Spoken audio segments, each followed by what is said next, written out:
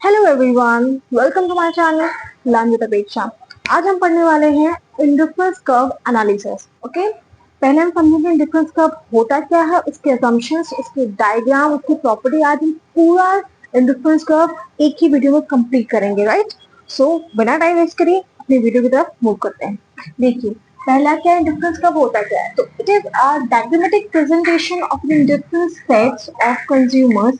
It is a locus of point of to commodities. मतलब indifference curve का है एक डायग्रामेटिक प्रेजेंटेशन है। मतलब हम डायग्राम के थ्रू दो कमोडिटीज का जो कंजम्पशन है उसको शो करते हैं, कैसे हम अपनी मनी को दो कमोडिटीज पे कैसे स्पेंड करते हैं, उसको कैसे रिप्रेजेंट करेंगे, उसी को क्या बताता है, हमारा इंडिफरेंस कर्व बताता है।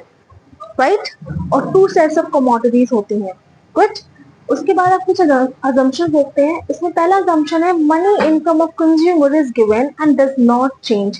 मतलब मनी इनकम ऑफ कंज्यूमर क्या है, गिवन है, वो चेंज नहीं होगा। फॉर एग्जाम्पल, हमें 10,000 रुपीज दे गए हैं, बोला गया है हमें मंथली में जितना भी हम कंज्यूम कर रहे हैं उसको हमें इस तरह से सेट करना है कि हम 10,000 ही कंज्यूम करें, 10,000 से ज्यादा नहीं आना चाहिए।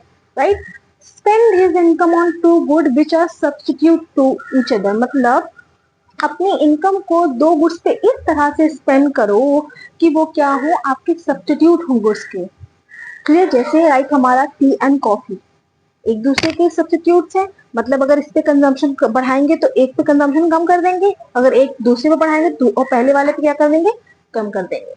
Consumer preferences are well defined. Consumer की जो प्रेफरेंसेस होती हैं वो पूरी तरह से क्या होती है, डिफाइंड होनी चाहिए या फिर डिफाइन होती हैं। फॉर एग्जाम्पल, अगर मुझे कोई चीज पसंद है तो मैं मोस्ट ऑफ द टाइम उसी चीज को क्या करूंगी, प्रेफर करूंगी। फॉर एग्जाम्पल, मुझे एप्पल और बनाना से मुझे एप्पल बहुत ज्यादा पसंद है, तो each and every time I prefer Apple over banana.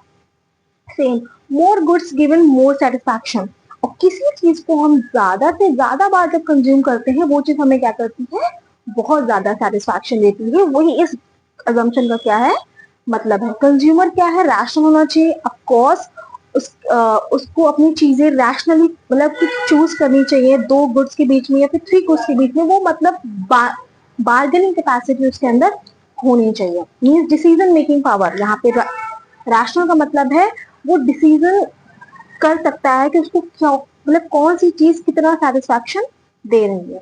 Okay, अब ये हमारा कंप्लीट हुआ। अब हम मूव करते हैं अपनी आईसीएस की प्रॉपर्टीज और उसके रिलेटेड जो भी हमारे डायग्राम्स हैं, कर्व्स हैं, उनको समझने के लिए। राइट, तो पहली प्रॉपर्टी है हमारी आईसी इज डाउनवर्ड स्लोपिंग। इसका मतलब अगर हम किसी एक गुड पे स्विच करेंगे तो किसी दूसरे गुड्स को हमें क्या करना पड़ेगा, लेस कंज्यूम करना पड़ेगा, जिसकी वजह से हमारा कर्व क्या होता है, लगातार नीचे की तरफ गिरता रहता है, नेगेटिवली स्लोप रहता है। इसीलिए ये कर्व हमारा क्या होता है, देखिए लगातार नीचे की तरफ गिरा, डाउनवर्ड स्लोप। मतलब हम इसको ये देखिए, गैप देखिए आप, ये ठीक। अगर हम इस वाले गुड्स को इतना कंज्यूम करेंगे तो यहाँ इस वाले गुड टू को ज्यादा कंज्यूम कर रहे थे, फिर हमने कंजम्पशन बढ़ाया, गुड वन को कंज्यूम कर रहे हैं तो गुड टू को सब्स्टिट्यूट करते चले जा रहे हैं। ये देखिए, ये गैप हमारा बनता जाता है, तो इसी को हम बताते हैं डाउनवर्ड स्लोपिंग। राइट, दूसरा है ICs convex to the origin. मतलब जब भी कोई कर्व निगेटिवली स्लोप होता है या डाउनवर्ड स्लोप होता है वो कॉन्वेक्स कर्व बनाता है। तो कॉन्वेक्स टू द ओरिजिन मतलब यहाँ पे हम एक गुड्स को कंज्यूम करने के लिए दूसरे गुड्स को लगातार सब्स्टिट्यूट करते जा रहे हैं। तो जो सब्स्टिट्यूटिंग पावर होती है वही हमारे कर्व को क्या बना रही है, कॉन्वेक्स बना रही है। क्या बना रही है, कॉन्वेक्स बना रही है। ये क्यों हो रहा है, because of MRS, diminishing MRS means diminishing marginal rate of substitution की वजह से ही हमारा कर्व क्या हो रहा है, कॉन्वेक्स स्लोप हो रहा है। हम जब गुड वन को कंज्यूम कर रहे हैं, गुड टू को सब्स्टिट्यूट करते जा रहे हैं, जिसकी वजह से हमारा जो कर्व है वो लगातार डाउनवर्ड स्लोप कर रहा है, और यही डाउनवर्ड स्लोपिंग हमारे कर्व को कॉन्वेक्स बना रहा है। आई होप आपको ये सेकेंड वाला जो प्रॉपर्टी है वो समझ आया हो। ये क्यों है convex to the origin, because it imply diminishing marginal rate of substitution. Right, third property है higher IC gives higher level of satisfaction.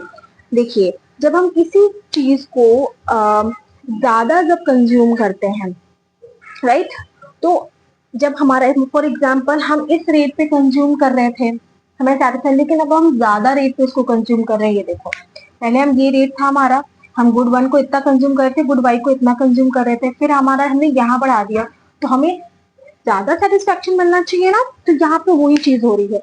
जब हम किसी गुड्स के कंजम्पशन को बढ़ा देते हैं, उससे जो मिलने वाला जो सेटिस्फेक्शन होता है वो हमारा ज्यादा होता है।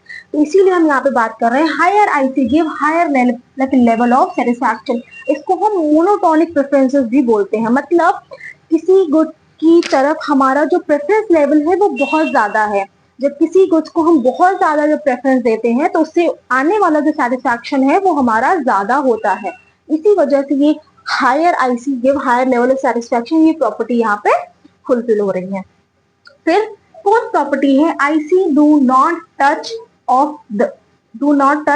इंटरसेक्ट ईच अदर, मतलब दो आईसी कभी भी एक दूसरे को इंटरसेक्ट नहीं करेंगे। इंटरसेक्ट का मतलब है यहाँ पे, मान लीजिए हमने एक आईसी कर्व बनाया, उससे हमें आने वाला सेटिस्फेक्शन मान लीजिए ये रेट है, राइट। अब दूसरा आईसी कर्व, तो यहाँ पे इंटरसेक्ट करेंगे तो हमें पता नहीं चलेगा कौन से गुड्स को हम कंज्यूम कर रहे हैं, किससे कितना आने वाला हमारा सेटिस्फेक्शन रेट है, राइट। तो इसीलिए यहाँ पे कभी भी दो आईसी कर्व इंटरसेक्ट नहीं करती हैं। Then not least but fifth है हमारा, फिफ्थ प्रॉपर्टी है IC do not touch X axis और वाई एक्सिस। देखिए, हम यहाँ पे आईसी कर्व का मतलब ही यहाँ पे यही था कि हम किसी दो गुड्स की बात करेंगे और उनके बीच में कंजम्पशन से कितना सेटिस्फैक्शन हम उसको एनालाइज करेंगे। तो यहाँ पे प्रॉपर्टी ही हमारी इनवैलिड हो जाती है, बिकॉज अगर किसी एक एक्सिस को अगर हमारा कर्व टेस्ट कर रहा है तो दूसरे गुड्स की तो हम यहाँ पे कंजम्पशन की बात ही नहीं कर रहे हैं, तो ये प्रॉपर्टी हमारी पूरी तरह से इनवैलिड हो। अगर ये ऐसा कोई कर्व बनता है तो वो आईसी कर्व नहीं कहलाएगा।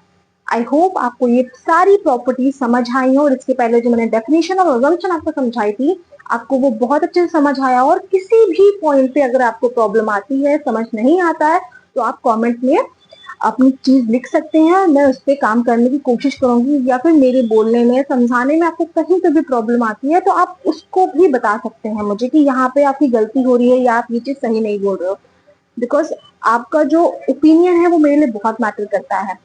And thank you for watching, और ऐसी और इकोनॉमिक वीडियोस के लिए मुझे फॉलो करना ना भूलिए।